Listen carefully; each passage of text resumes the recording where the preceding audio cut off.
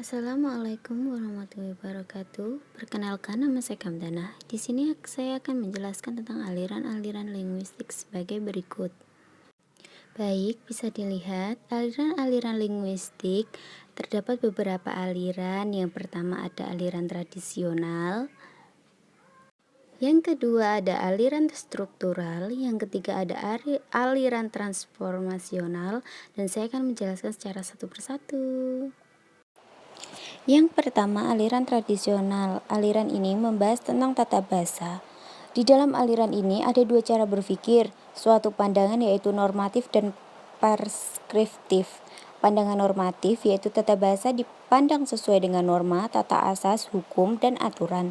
Sedangkan pandangan preskriptif yaitu tata bahasa dipandang dari kegramatikal berdasarkan bahasa yang baik, kaidah bahasa dipandang benar atau salah. Tokoh dari aliran ini yaitu Plato sebagai seorang guru dan Aristoteles sebagai murid. Ciri-ciri aliran ini yaitu senang mengikuti pola tertentu. Patokan utama semua tata bahasa adalah bahasa Latin. Berpatokan pada pemikiran logika, senang dengan definisi, huruf dan bunyi dianggap sama.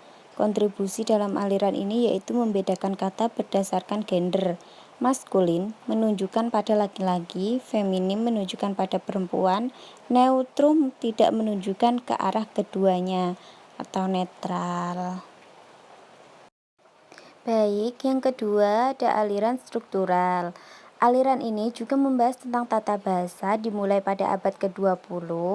Tokoh pada aliran ini yaitu Ferdinand de Saussure, atau bisa disebut dengan bapak linguistik modern yang merupakan tokoh utama struktural di Eropa, dan Leonard Bloomfield, tokoh utama struktural di Amerika. Pada aliran ini beliau menjelaskan melalui bukunya bahwa tata bahasa deskriptif adalah mendeskripsikan fenomena kebahasaan tanpa memberikan penghakiman pada suatu kurun tertentu. Sinkronis berdasarkan fakta, kenyataan, dan data. Ciri-ciri dari aliran ini yaitu berlandaskan paham behavioristik. Bahasa merupakan faktor kebiasaan, kegramatikan berdasarkan keumuman, analisis bahasa dilakukan secara deskriptif. Kontribusinya yaitu membedakan langgage, langue, dan parole. Sistem tanda bahasa membedakan sinkronik dan diakronik, membedakan fonem atau bunyi dan grafem atau huruf. Level-level gramatika ditegakkan secara rapi. Pengklasifikasian kata, memberikan berbagai macam model analisis. Aliran struktural kemudian bercabang di Eropa, Amerika, Australia, dan dari Australia sampai ke Indonesia. Di Eropa dibagi menjadi dua, yaitu aliran Praha, Paraguay, Tricle, dan aliran London, aliran Fürth. Aliran Praha. Tokoh yang berpengaruh pada aliran ini yaitu Ferdinand de Saussure. Ciri-cirinya yaitu membahas bahasa secara lebih komplit atau tuntas. Hanya tertarik pada kajian bahasa secara sinkronik, mengadopsi konsep langue dan parole, mengkaji bahasa mulai dari unsur yang terkecil. Kontribusi pada aliran ini yaitu membedakan fonetik dan fonologi, menggunakan istilah fonem, memperkenalkan teori oposisi otonom, istilah morfonetik, dan istilah temarema, memperkenalkan tiga fungsi bahasa. Tokoh yang terinspirasi aliran Praha adalah Noam Chomsky, pencetus aliran transformatif, dan M.K.A. Halliday, pencetus teori SVLL atau aliran Halliday. Nah, yang kedua aliran London juga berkaitan dengan aliran struktural. Tokoh yang berpengaruh pada aliran ini yaitu John Rupert First. Aliran London juga dikenal dengan aliran First karena diambil dari nama tokoh utamanya. Aliran ini terkenal dengan fonologi prosodinya. Ciri-ciri dari aliran ini yaitu Fritz Inggris dan Bloomfield Amerika. Hampir mirip pemikirannya, sama-sama behavioristik. Kalau Bloomfield behavioristiknya murni, sedangkan Fritz lebih ke sosio-behavioristik. Terpengaruh Malinowski dalam studi hubungan bahasa dan konteks situasi, sangat memperhatikan komponen sosiologis dalam telaah bahasa. Linguis Inggris lebih suka penerapan daripada teori. Mereka juga menyukai fonologi. Kontribusinya pada bidang fonologi yang dikenal dengan fonologi prosodi, yaitu istilah segmental dan suprasegmental, mengembangkan telaah konteks situasi, mengembangkan teori sanding kata atau collection. Nah, kita lanjut. Di Amerika terkenal dengan hipotesis Sapir-Whorf. Aliran ini membahas bahasa, pikiran, dan budaya.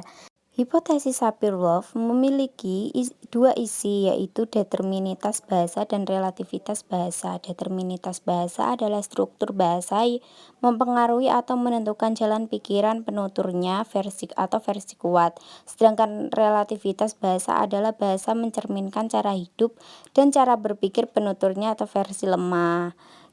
Nah, kita lanjut. Di Australia terkenal dengan aliran Halliday, bisa disebut Sydney Circle. Aliran ini disebut aliran Halliday karena tokoh utama dari aliran adalah M.A.K. Halliday. Beliau terinspirasi dari aliran Praha. Aliran ini membahas SFL atau sistem fungsional linguistik, yaitu ilmu bahasa yang mengkaji pemilihan bentuk bahasa pada konteks penggunaannya. Ciri-cirinya yaitu memperbaiki aspek sosial kebahasaan, mengakui pentingnya pembedaan langue dan parole. Bahasa merupakan fenomena sosial yang tercermin dari penggunanya, tidak tertarik pada kesemestaan bahasa tetapi pada ciri dan variasi bahasa. Kontribusi aliran ini yaitu mengenalkan 7 fungsi bahasa, mengenalkan gradasi kegramatikalan suatu kalimat, mengenalkan 3 tataran utama dalam bahasa, membagi konteks dalam teks menjadi konteks budaya dan situasional, mengenalkan pembagian metafungsi bahasa yang menjadi dasar dalam telaah bahasa.